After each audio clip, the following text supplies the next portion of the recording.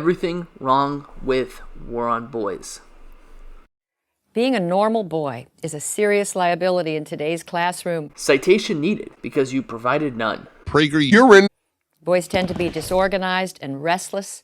Some have even been known to be noisy and hard to manage. Sound like any boy you know? But increasingly, our schools have little patience for what only a couple of decades ago would have been described as boyishness. What does this have to do with a war on boys? Who is fighting in this war? Who really cares? PragerU. As psychologist Michael Thompson has aptly observed, girls' behavior is the gold standard in schools.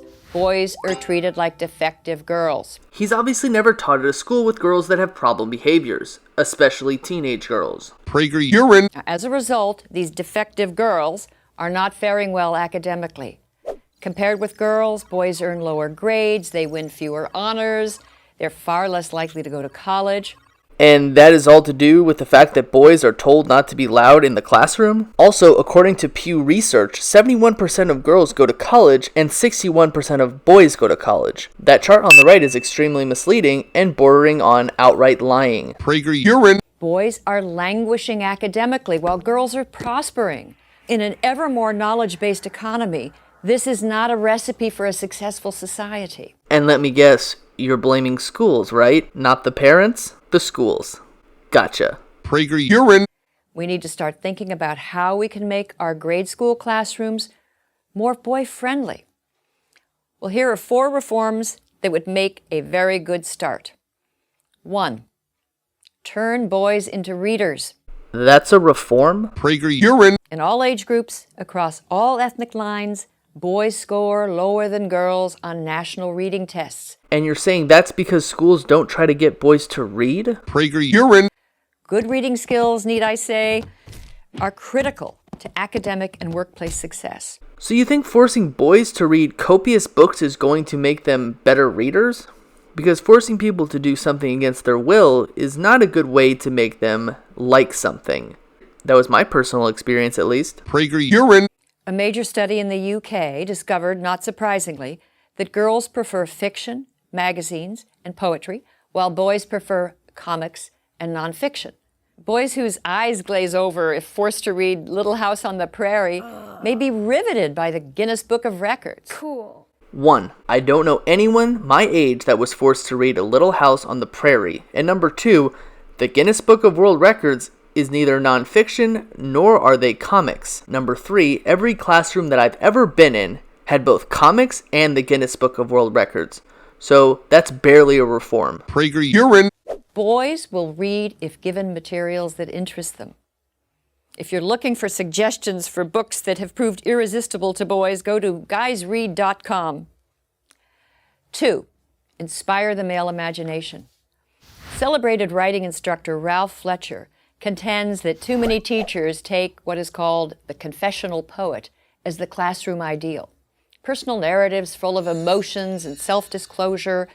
These are stories girls commonly write, and these are prized. Hold up, boys shouldn't read books about emotions despite the fact that they are starting to go through emotion changes in elementary school? PragerU. Whereas action stories describing, say, a skateboard competition or a monster devouring a city, these are not. Ever heard of Goosebumps, Time Warp Trio, the Bunnicula series? Literally books that were in every single elementary school classroom I was ever in past grade 3. I love how she claims how these types of books don't exist in classrooms, but they do. Unless schools are underfunded and can't afford books like this, when in that case, it's not a war on boys, it's a war on schools. PragerU.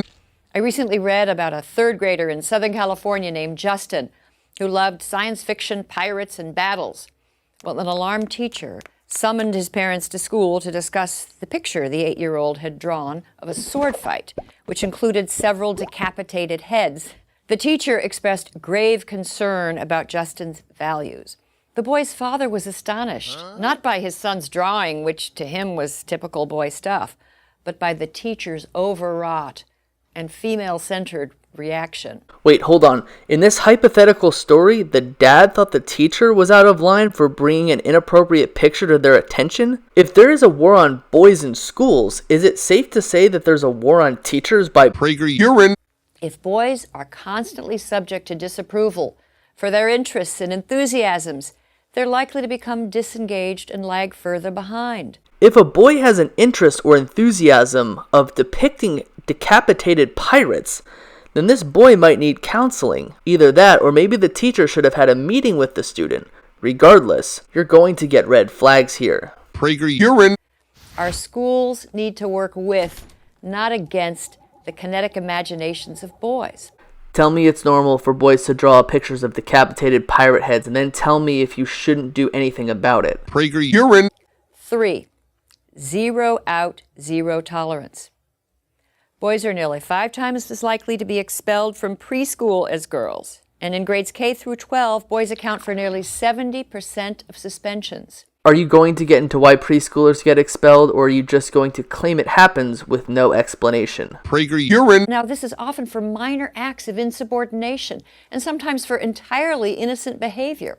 Hardly a week goes by without a news story about a young boy running afoul of a school's zero-tolerance policy. 1. Can you cite your sources? 2. Must be an extremely slow news day if newspapers and websites are reporting on expulsions from simple insubordinations. Have you ever had a kid threaten to punch you in the face or end your life if you didn't allow them to wear their headphones or use their phones in class? A lot of these kids have emotional disturbances that have nothing to do with the teacher, and usually their parents refuse to allow them to have any kind of school counseling. But again, the fault is always with the school and the teachers, never with the parents. PragerU.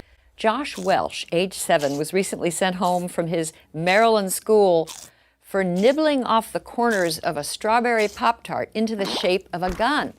Josh, like many other boys punished for violating zero-tolerance policies, was guilty of nothing more than being a typical 7-year-old boy. The way that PragerU explains it, he just happened to eat his Pop-Tart in the shape of a gun, and a teacher came by and was dismayed to find it innocently sitting on the picnic table. However, his father literally explained it as, it wasn't a big deal to him. He figured it could go bang bang and was just playing around. So more misleading information by PragerU. He probably didn't deserve to be suspended in all fairness. However, a judge ruled to uphold the suspension. Is PragerU going to make a war on judges now? Also, this kid had been suspended on multiple occurrences, so this might have been the final straw. But again, PragerU never brought this up. PragerU. 4. Bring back recess. Believe it or not, recess may soon be a thing of the past. I substitute taught at elementary schools as late as 2017, and they still had recess, and that was 3 years after this video was made. PragerU.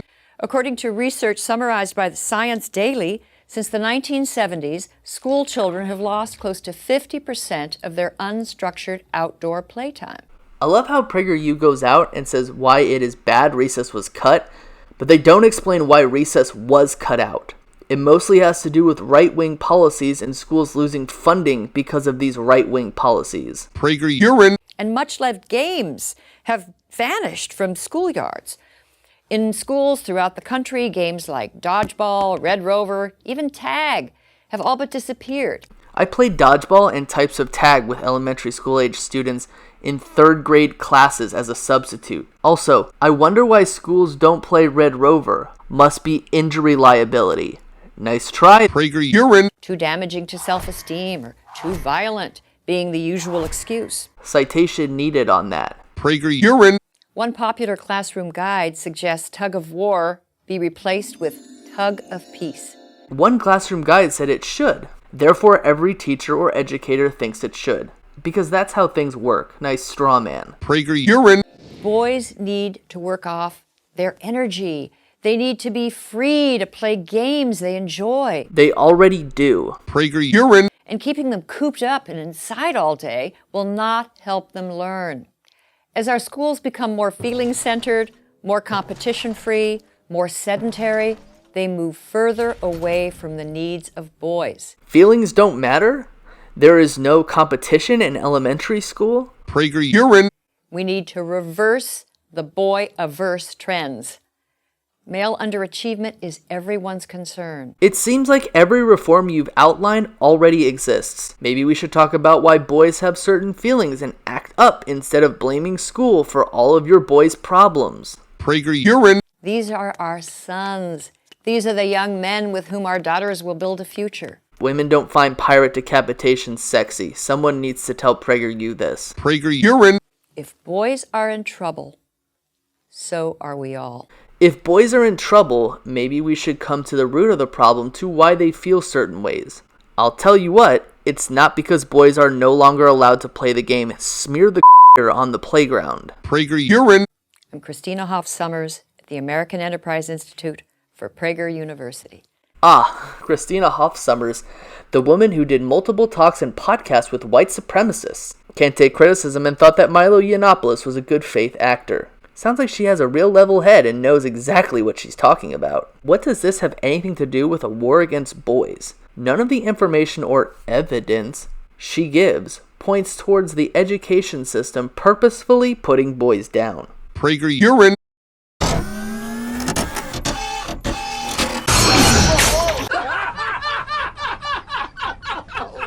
I think that's sexy. I wish you were my boyfriend.